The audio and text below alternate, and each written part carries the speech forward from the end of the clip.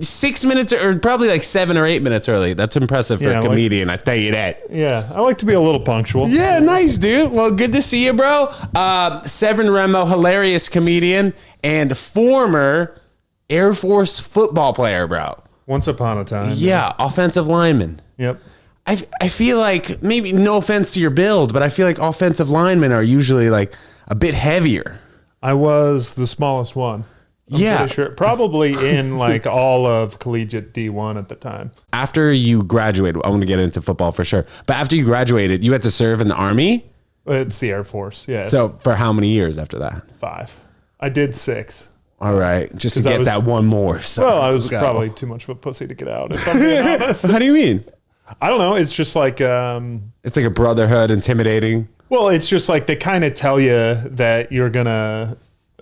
you'd be able to do whatever you want when you get out, but that's like not the case. You know, you have a very strange skill set, and you ask people, you're like, would you be willing to hire me? And they'd be like, yeah, we trust that you're going to do a good job eventually, but it's kind of a risk. But was flying planes like a big part of the Air Force? No, so about half the graduating class from the Air Force Academy is pilots, and then if you do that, you owe 12 years. Why? Because you owe 10 years after pilot training, which is 2 years. Yeah. So I was like, I can't. That's like the medical school route, right? You graduate medical school, then you go residency 5 years, and then you're finally like, I guess, an Air Force pilot or something like that. Yeah, I mean, it just takes forever. Like I got one of my best buddies is, actually, well, obviously a lot of my friends are still in. But one of my best buddies is a pilot, and he decided to go pilot training, and, he's like 7 or 8 years deep into being a pilot now. What was the decision in going to Air Force? Because, I mean, they have a very solid football program, for those of you who don't know. Like, they play in bowl games pretty frequently, correct? Yeah, they do. They could get a bad rap because they're always going to get a bowl bid. I was going to say, like a specific, specific type of bid. But, go ahead. They usually, they've had a couple of 10-win seasons in the last 10 years, which is solid. And then, usually at least a few games over 500. What made you want to go to Air Force and play football? Like, did you have other offers? I did. Most of my other offers, they were smaller schools or to play defensive line.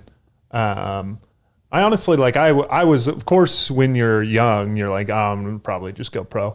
And then, I thought the same shit for tennis. Exactly, did. Yeah. And then I remember the first day where they put us around the upperclassmen, and I saw, I was, recruited to play offensive line, and I saw, one of our defensive ends, and the guy must have had, a 20-inch neck.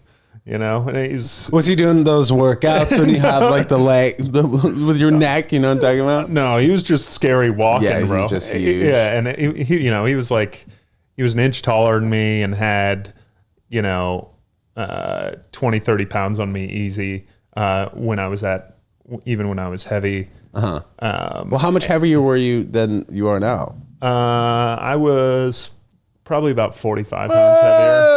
Yeah. Like a lot of muscle, or they made you eat a lot too, I imagine? Yeah, I mean, I was packing it on, but yeah, I mean, I was never fat because that's disgusting. And typically, like we said in the beginning of the episode, which I wasn't really being so judgmental to other offensive linemen, but typically they got a good amount of body fat on them. Yeah, I mean, the guy who was all conference, the other offensive tackle dude who played at San Diego State was he was 6'7", 330 pounds. So, I mean, and then you look at their offensive line now and they're all 300-pound plus. Yeah. Because they got rid of one of the requirements. I think I was the last year where we had to, there's an aerobic fitness test. You had to run 1.5 miles in a certain amount of time. Yeah. And they got rid of that. They realized it was not beneficial for the offensive linemen. Pretty much, yeah. Well, so the difference between offensive linemen and defensive linemen, for people who might not understand, is correct me when I say this, but offensive linemen, you're protecting the quarterback for the most part, and then defensive, you're rushing the quarterback. Yeah, you're trying to tackle the ball carrier, and they're typically a little bit more athletic on the aggregate. The defensive side? Yeah. Okay, so you wanted to play What on you wanted to play on the offensive side? Or defensive side? I just kind of wanted to play, so I didn't get too picky. But I was exceptionally athletic for an offensive lineman, which is to say that I was an athlete at the least athletic position on the field. Well, what other schools though were you thinking about going to? It was just smaller stuff. I did have a BYU was recruiting me. Oh, okay. Which would have been interesting because then I would have had my pick from the two driest, least fun schools available. Well, yeah, maybe that Utah I imagine is pretty dry over there. But you didn't grow up Mormon though, correct? No. So if you went to BYU, what would that life have been like for you? I think it would have involved a lot of what they call soaking. Yes, dude. When you just stick it in and you don't move back and forth, classic. Or you just put it in the butt and it doesn't count, right? What's the Mormons have found a way to easily outwit God. Not bad. But and BYU is another place like Jimmer Fredette. Like he was insanely good at basketball, but like why would he go to a school? I just don't understand the decisions a lot of sometimes these, like that. I mean, a lot of all you, by the way, bro. Cool. I think a lot of the kids, like, you don't really know your total potential. Like, both of us, we thought we were going to go pro. Yes. And then there's probably a fair amount of kids who, like, don't really know. And, they're under-recruited. There's, like, the Villanueva, he was the Steelers tackle for a while. He got recruited to play wide receiver at Army. And he was, like, 6'1", 200 pounds. And then he was, like, 6'7", 220, and they're like, we're moving you to tight end. So he grew like 6 inches in college? Exactly. Jesus. And then he was like 220 and he kept gaining weight and they're like, we're moving you to tackle or something. I'm probably butchering the story, but then he served and he was like an Army Ranger for 2 years and then he got out and went to the Steelers. Well, once somebody realizes their full potential in a school where you have to do extra things after you graduate, if you were set on going pro after sophomore year, could you have been like, all right, I want to go to USC, forget this Air Force stuff? Yes. So there's a commitment as soon as you go to class, your first class, junior year, then you're committed. Oh, wow. And then if you get kicked out after that, you owe them the money back. Like I know kids that got a bill for $180,000. No. For 2 years? Yeah. Why so expensive? Oh, because they say it's like a premium. I mean, I don't want to dog the school I went to. Yeah, you're not just digging into it. A premium school. Well, it definitely is, because I mean, you're flying insane amounts of equipment that it's expensive. Yeah, there's a lot of all investment in that whole thing. Right. Yeah. Was it? How many females were at Air Force? I would say not enough. So what was it? Was it like 80% men, 20% women? Yeah, pretty much. Okay. Yeah, it was like 3,000 dudes, 1,000 women. Okay. Like 75p or something like that. Yeah, exactly. That have, there's some good ones. I had a girl when I was there, but it's a good place to go if you're a girl, if you want to spend 4 years being as stuck up as possible. Right. Yeah. Getting a lot of attention from the men. That's like the chicks on dating apps and in Instagram DMs, right? Everyone's getting them. What was it like though, playing 4 years of football when you potentially knew that you weren't going to go pro? Were you ever like, this is a waste of time, I'm going to have to spend all these years in the Air Force, why am I playing football? Those would have been interesting thoughts to have, but felt like I was just kind of unconscious. Yeah, bro. That was like the same thing for me, bro. Like when I played college tennis, I did it for 2 years, and then eventually I was like, why am I doing this? But what were you gonna say? And then that's why I see like young comics, and I'm like, shouldn't you have an identity crisis after playing football for a while? Right. Like you gotta get out of football, watch movies for a year, then decide you want to get into something else. Did you ever have any injuries playing football? Yeah, I mean, I've got a lot of like latent stuff, but I like tore a ligament in my foot. This knee's a little bit bum. This was after football, but I've torn both of my pecs.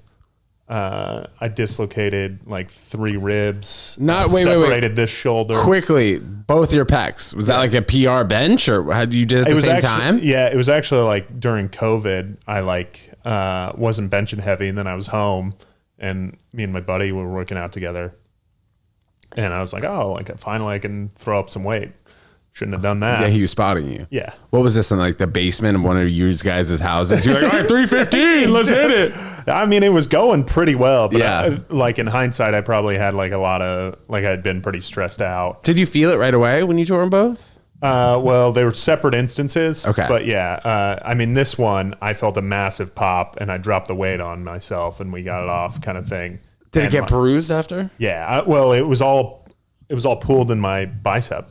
So I had like bruising. It was like purple and blue in my bicep. And then, I mean, like the chemicals that were released at the time, I don't even know. But I just remember like I saw like stars and then I was like, yeah, like though I was hypersensitive to light because you just have so much adrenaline. For how long? Like right at that particular time or? Probably like 15, 45 minutes. Ooh. You know? Where you just like couldn't open your eyes because it hurt so much? Yeah, I mean, you're like, I don't know what the body's response pain. is. Yeah, like, yeah. You're just sending blood to that area. There's yeah, no and idea. like, yeah, it's in full panic mode. Damn, bro. So playing offensive line though, like how much different was that than the other members on the team? Like, did anybody on the team think that they were gonna play CFL or NFL football? Yeah, I mean, a couple of kids tried to do the pro day thing. I kind of got the hint, like I was going to be too small. But when did you start? When did you start? Like, was that when did you start starting? If that's the correct way to say it. I started my junior year, and then end of the third game, hurt my right foot. Okay. And was pretty much out the whole season. But if those guys on your team wanted to go pro, they still needed to serve in the Air Force for 5 years before they went pro. Well, the interesting thing about my year is, Obama waived that requirement. Usually it's like you have to go to the reserves. There's a world-class athlete program, and you have to go to the reserves for 2 years, and then you can go into if the team still wants you and puts you on contract. But that was waived for my class year, and then Trump put it back in place because you know how concerned he is about he just loves the Army. Yeah, well, he's got those 6 athletes a year. He was like, no, we can't have that. Dude, the 6 from like the Army, Navy, and the Air Force that made it in basketball, football. He's like, that is a waste of tax dollars. But our tight end went pro. The kid who played next to me. Yeah. What did your daily routine look like being an Air Force student and then trainee and then also football player? I imagine it's just a lot of physical kind of labor every day. I mean, I think the point of the military academies and the public point the public perception would disagree with this, but I think it's like to make you put up with a bunch of bullshit so that you can deal with it throughout the rest of your life. Yeah. Right. Or as an officer. I say officer like that's not what I was. As an officer. But we'd wake up, we'd have like a personal appearance inspection. So you'd do like, they'd make sure your uniform is good. And then you would go to breakfast and you would either go right to breakfast or you would march to breakfast. And then if you're on the football team, you have classes all morning. And then you would noon meal formation. So you'd, salute the flag and march to lunch. And then after lunch, you'd have like 45 minutes before you had to be down at film. And then you'd go film, weight room, practice, dinner, homework, bed. What did the regular students do at that particular time? Like fucking nothing. Yeah, nothing. No, I'm just so off. No, but you were pretty acclimated with just the students who weren't playing sports as well. Yeah, we had to talk to them. Dude, yeah, I mean a lot of good dudes there as well. A lot of people find ways to keep busy. I mean, you rigorous class schedule, but there's like a bunch of different programs you can get into there. People were on. There's like a skydiving team. There's ski club. There's rodeo. There's a bunch of other sports that's paid for by the football team. Who pays for the tuition for Air Force and Navy, Army? Is it us? Yes. The taxpayers? Yeah. What did your schedule look like after you graduated? Like you went straight to the Air Force? Where was that? So you kind of like put in preferences. Oh, about where you want to go. Okay. Yeah, and what job you want to do. And It's I like got medical school, I guess. Yeah, and I got lucky. I mean, I got like, well, I kind of schemed it because I knew certain career fields could go kind of anywhere, and I had to do. I was going to be a program manager. That was my track, but then I got they call it an operational experience tour, so you get to do a different job for a while. And I picked aircraft maintenance because I knew that I could kind of go anywhere with that. And then I went to Germany for 3 years. Now, if you're an aircraft maintenance worker, are you able to notice the flaws in any type of plane or specifically military planes? Theoretically, there's a lot of similarities, but I was on the officer side of the house, so a technician. So, someone would come, like a technician would come and be like, hey, the plane's broken. And I would be like, can you fix it? And he'd be like, yes. And we have the parts to do that. And I'd be like, okay, go fix it. But so is that an engineering role by you or no? No. A manager of engineering role. Yeah. You kind of know the basic things. But And I make it sound reductive. It's a lot of resource allocation. Okay, a lot of managing. Yeah. This plane's broken. How do we, we'd take parts from one broken plane that wasn't going to be fixed for 2 weeks and add it to a plane that we needed that day. And then you have to it's like this constant shuffling of people and planes to try and meet the schedule. Did you ever fly one of these planes by yourself? No, not by myself. I actually don't even think they let me in I would hang out in the cockpit with the flight deck. Sorry. Okay. How small were these planes? Oh, I mean, I worked on the main one I did was C-130s, so they're not small. How much do those cost? Because we had like 16 or something like that, and it was like $1 billion worth of assets. Okay. So, I mean, holy schnikels, that's a lot. They're kind of cool though, because they're like a regular commercial engine. You can see it's like encased, but these C-130s have like a turbo propeller, so it's just it looks like a beefed up version of what the Wright brothers had, and there's 4 of them, and they're designed, and then they have like extra rubberized tires because they're designed to land in places that don't have really like one of those ships that's like 500 feet long in the middle of the ocean type. No, it's like trying to land in the middle of Africa. It's stuff that where the runways aren't really that. It's just basically like a path of dirt. Yeah, kind of. A lot of times, we were all over the Horn of Africa, and then I spent time in Romania and France and.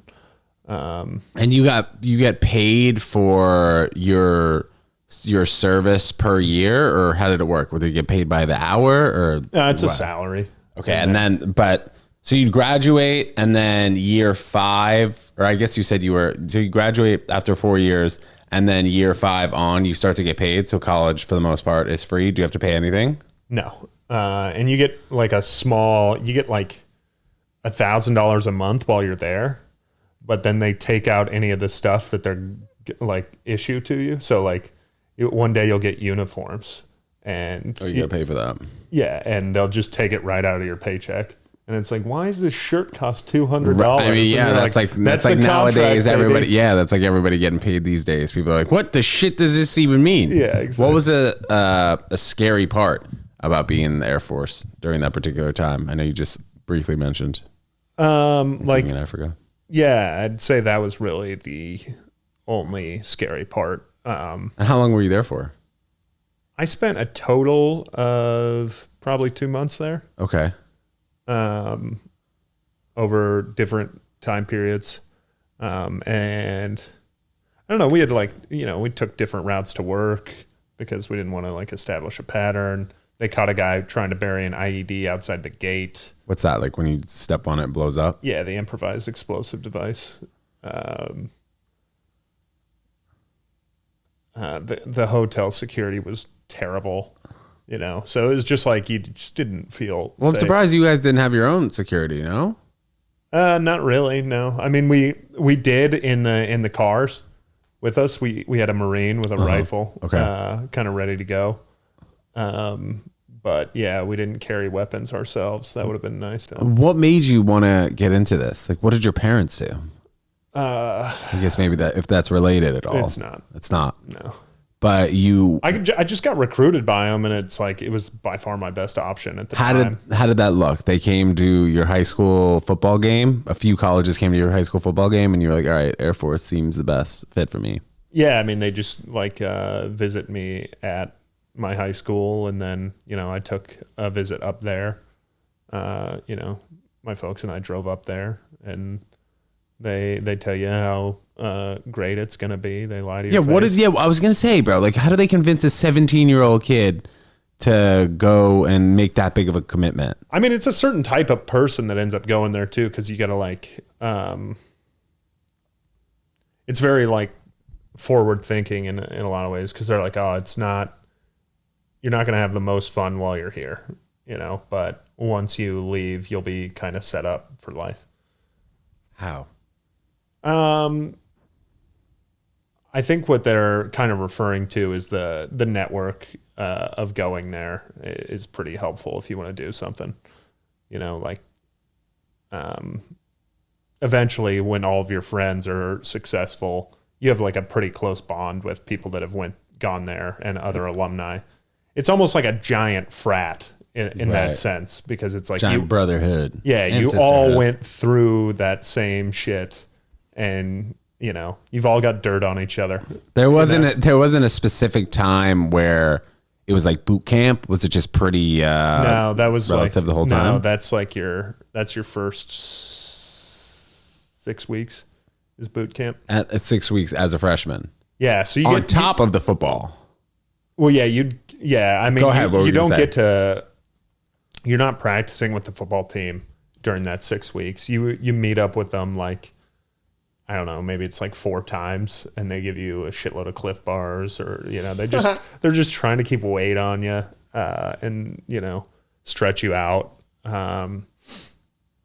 and yeah, I mean that's 6 weeks. You get half a summer after your senior year, so I was partying as much as I fucking could, and then I went to boot camp, and oh, you mean between senior year and freshman year, you got half a summer? Yeah, so I left like. School gets out mid-May or something like that. And I was there at the end of June, something like that. I don't know. And, and then you do 6 weeks of boot camp. Was that like just miserable? Is it like the standard boot camp that other Army, Navy type of people, military goes through?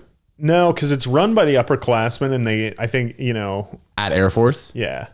And it's intentionally made to be miserable. I think boot camp in general, it was kind of a weed out process, and like trying to develop like discipline and stuff like that, but it's kind of getting softer in general, because like, yeah, I hear you can't yell at the cadets anymore. Really? That's what a guy, Trayvon Fulton, who's a comedian from Philadelphia, he came on the pod like 2 or 3 episodes, and he was in the military for 12 years. Yeah. He was saying how that there are a lot of rules that they're implementing to kind of soften the boot camp situation and how they're treated. They're trying to we can't keep our numbers up. You think a lot of Gen Z people want to get into the No, dude, because they see how tough it is when they're on TikTok. You know what I'm saying? Exactly. Were you offered a scholarship to places like BYU, like partial scholarship, or no? They were like they told me they had offered a kid from a junior college, and if he didn't take it, then they were going to offer me the full one. Yeah. Wow. But isn't that? Go ahead. But then apparently he took it. Isn't that such a different experience, though, if you went to BYU as compared to going to Air Force? Oh, I can't imagine. Yeah. So you just wanted to go to the place where that would allow you to go for free, which is a good move. Yeah. What were some other small schools that weren't like so dramatically different from each other? Were there any just like run of the mill? There's there wasn't other D1 ones other than some of the Ivies, but those would have been expensive. And then I would have had to, I could have probably gotten into Penn, but my test scores were too low for Princeton. SAT scores? ACT. Okay. Yeah. And then it was like D2 schools like CSU Pueblo. These are small Western state in Colorado. Had a full ride offer from Northern Colorado, which is a D1 AA school that my brother went to. And it was just like, it seems like it was pretty clear, that the Air Force would have been the best bet. And I wasn't one of those kids that was like, maybe I'll just go work in a hostel in Asia for a year. Not a big traveler. No, I mean, that did not enter into my psychology, How many siblings did you have? I have 3 older brothers. What did they all do? They all got football scholarships. No. Yeah. Who's the best? Come on. You, let's go, my boy. Yeah. Wait, where did they go, though? My oldest brother went to Colorado. You said one. So he was the next up. And then, so there's 4 of us. My oldest brother went to Pacific Lutheran, which is a Division III school in like Tacoma, Washington. Quickly, that's an interesting play. I've always thought playing Division III football must be fun, right? But then also you're like, why are we so serious? Yeah, what are we doing here? Why are we injuring ourselves so much for a D3? Like but I visited, do get money too. Yeah, true. But I visited Bates one time and I saw the football practice. I was like, what are these turkeys out here doing? Yeah. But anyway, go ahead. The other brothers. And then the next one down went to CSU Pueblo. Okay. California State? No, Colorado State. Okay. Yeah. And he got a scholarship, full ride, but he stopped after a couple years. And then the next brother went to University of Northern Colorado, which is D1 AA. And then he went for... he played for a couple years and stopped playing as well. And then I went traditional D1 to the Air Force Academy. So if my parents would have had another kid, they probably would have played at like an SEC school. Yeah, right. So keep going. Yeah. How are your brother? If you don't mind me asking, how are the health of your older brothers? Like just from the getting beaten down from football. My oldest brother, he was more of a skill position guy, so he's doing all right. What do you mean by that? Is that like a wide receiver or a quarterback? Yeah, okay. He was a quarterback in high school, and then he played corner. Bro, so that's messed up. They call those positions skill positions. Like, what are you? Yeah. They should call everyone skill position. Yeah. Dipshit position. Yeah, what the hell? It's funny they call it that. And then the next one down, my brother Alex, he's doing fine mostly. He just... he still carries a lot of weight at times, but no like latent injuries. And then my brother Christian, his shoulders are bad, and he's got a kind of a bad neck, but nothing.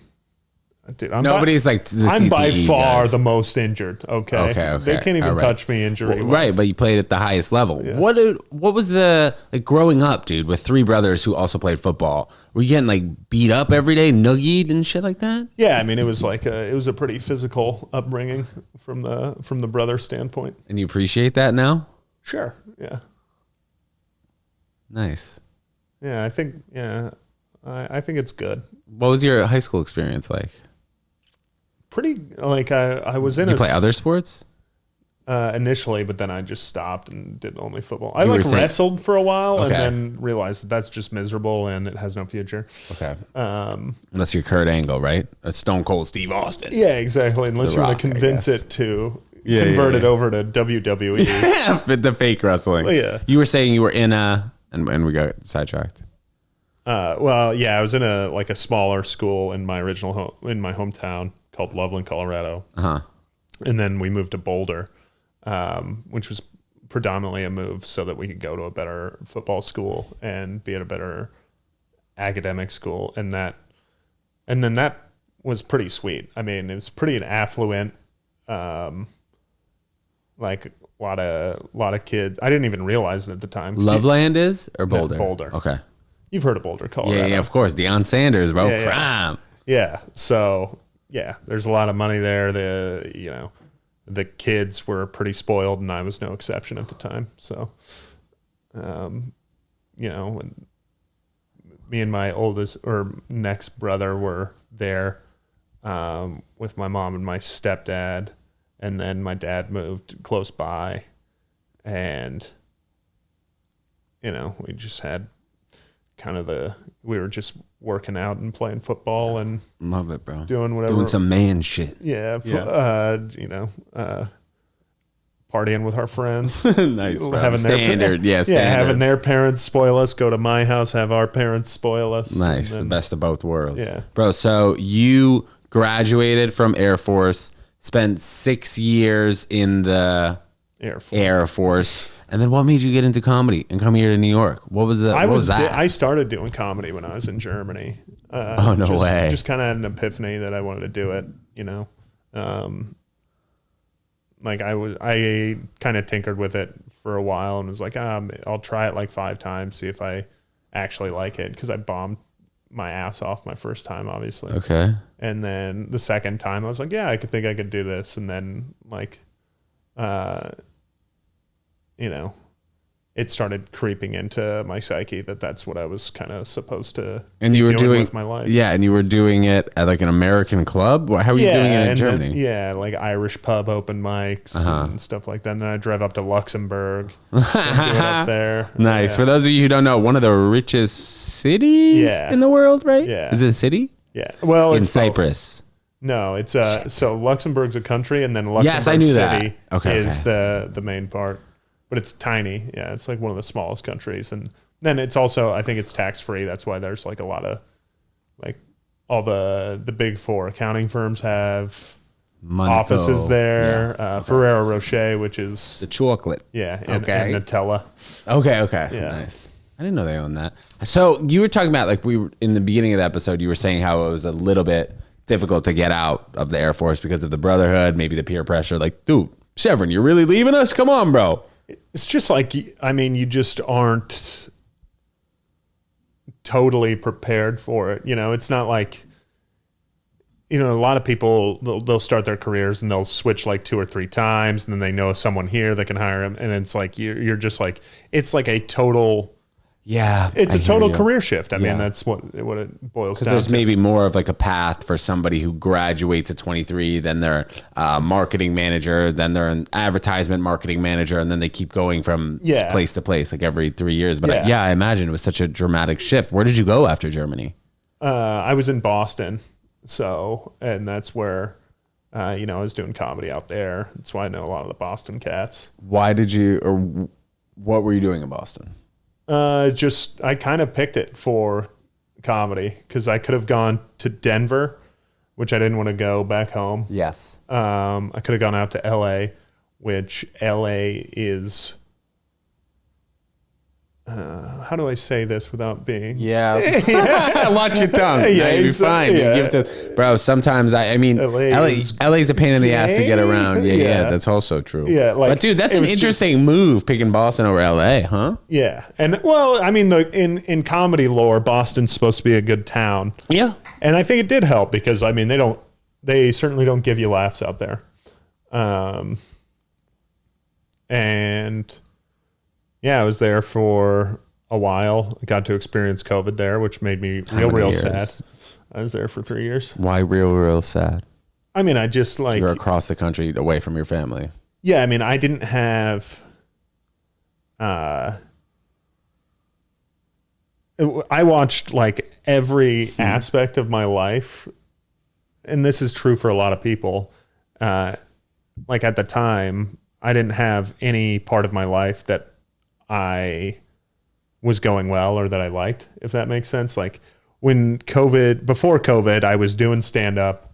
I was like, okay, this job's all right. And I had a fairly serious girlfriend. And within 6 months into COVID, I was no longer doing stand up.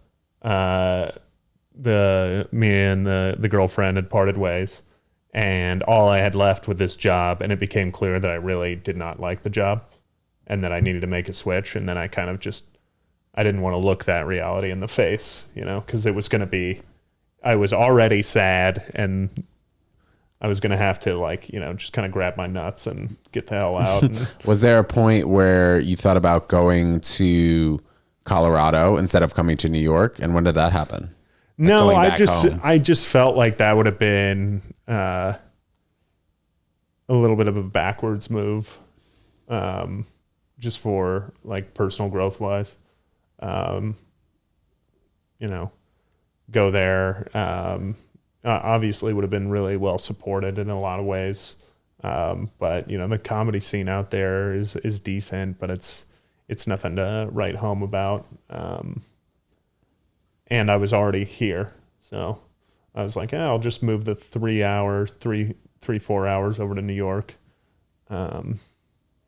And now I'm like, oh, this is cool. Maybe I'll move to Austin for a while. Oh, yeah? Are you thinking about that now, potentially? I am. Yeah. Bro, so at this comedy fest that we just did, I didn't even mention you yet. I was just in St. Pete for the comedy festival down there from January 11th to January 14th. Today's the 15th. So we've had a great time. I'll be posting some stuff shortly. But, dude, there were a ton of Austin comics, and it seemed like a lot of that northern Florida crowd were appreciating the Austin scene. Like, they had Austin specific shows and they were packed out mostly. Interesting. It was cool, dude. Was that Sunshine?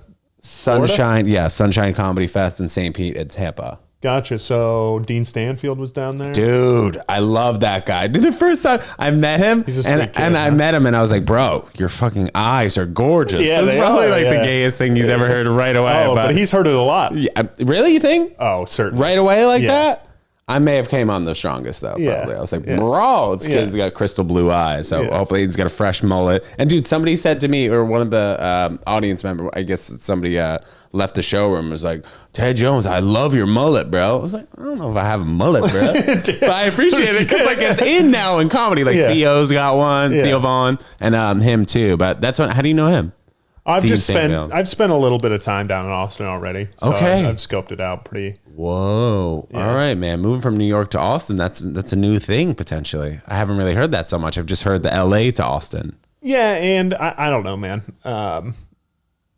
There's a lot of good reasons to move down there. There's a lot of good reasons to stay here. And I'm not an East Coast guy, so I'm just feeling like maybe I'll check it out for a while. I could very easily see myself coming back. Well, when's your lease up? September. Okay, so you'd spend the summer here in New York and then go down there potentially in September? Yeah. It's probably the best time to go down there too. You'd want to be there in July, I imagine. Right. That's cool, man. Yeah.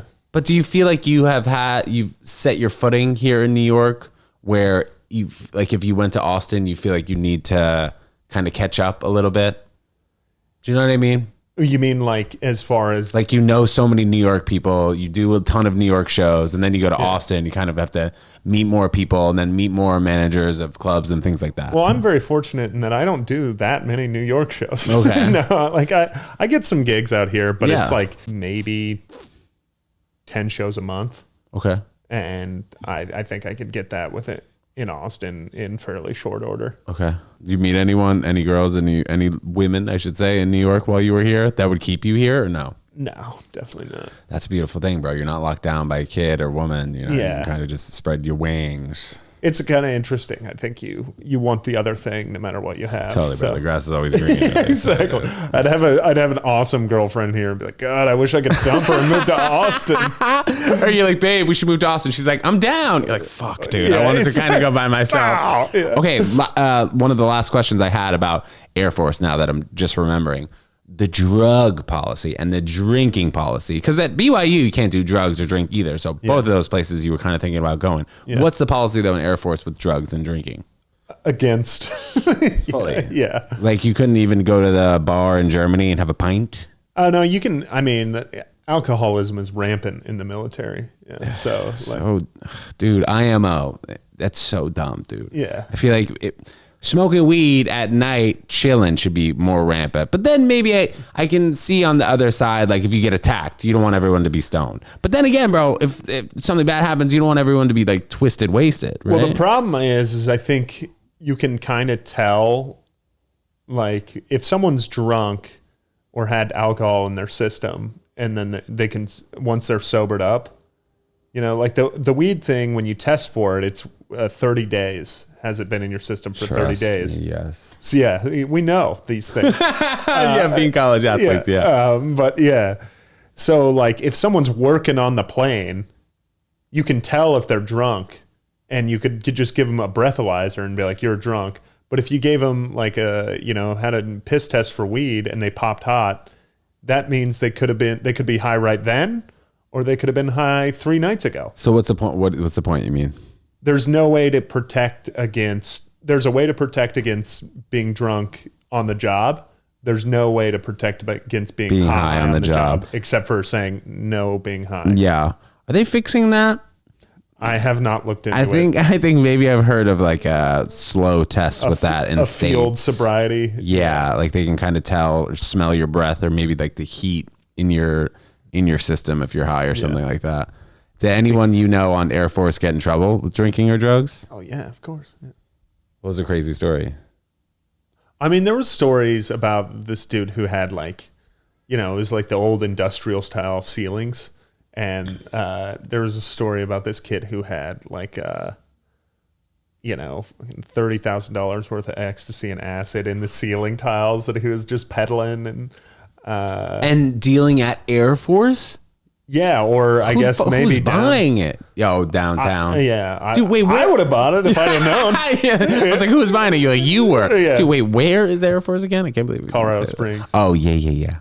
We said that. So it must have been a beautiful place to go to college. It's pretty nice. Yeah. I mean, you can't notice it because you're so... Yeah. You're just in the dungeon working super hard. Yeah. You yourself are a pretty buff guy, jack guy. Does that spill over from the Air Force? Like, are you still working out and learning the things that you did with the people who were in charge, or what does that look like? Yeah. I mean, I think for me, I probably just had a lot of muscle memory from like putting on as much as I could playing football. So then I lost a bunch of weight after football. And then I think I was able to get a lot of that muscle back without getting a lot of the excess fat. And as far as like a regimen goes, I just try and go every day for mental health. That's what you got to do. Yeah. And I work from home. So I learned over the pandemic, that was a harsh lessons for me. I was working out at home too. Ooh. And then what I did was I slowly lost my mind, Like you just put out the mat or whatever it is, or just or I was in the driveway or in the spare bedroom and shit. And, I hear you. Yeah, and it was just like, I need to see eyes. I need to, What was one main thing that you learned from the Air Force that you deem valuable now in your life? I think I went there with a fair amount of like personal discipline, and then was able to cultivate that. So I'm able to, do kind of stuff that is probably necessary that I don't necessarily want to do. Be comfortable with being uncomfortable. Right. There's some of that. Yeah. Most of that or some of that, you think? Most of it. Yeah. Love that. Sevrin, dude, thank you so much for coming on the pod. This is really great. Yeah. Sevrin, before we get out of here, we're popping up your Instagram. Please let us know where we can find you and continue to follow the journey, I should say. At Sevrin Remmo on Instagram. I'll see you there. All right, love it. Sevrin, thanks so much. Guys, thanks so much for tuning in. We'll see you next time. Peace.